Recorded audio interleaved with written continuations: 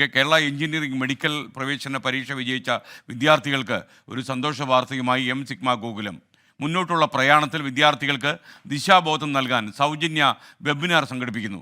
ഞായറാഴ്ച സംഘടിപ്പിക്കുന്ന വെബിനാറിൽ വിദഗ്ധരുടെ നീണ്ട നിര തന്നെയാണ് ഈ അണിനിരക്കുന്നത്.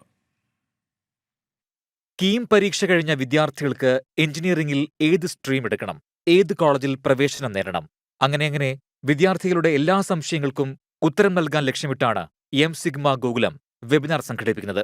എം സിഗ്മ ഗോകുലത്തിന് തന്നെ അധ്യാപകരായ പ്രഗത്ഭർ വിദ്യാർത്ഥികളുടെ സംശയങ്ങൾക്ക് മറുപടി നൽകും. മുന്നോട്ടുള്ള പ്രയാണത്തിൽ കൃത്യമായ ദിശാബോധം നൽകാൻ സഹായിക്കും.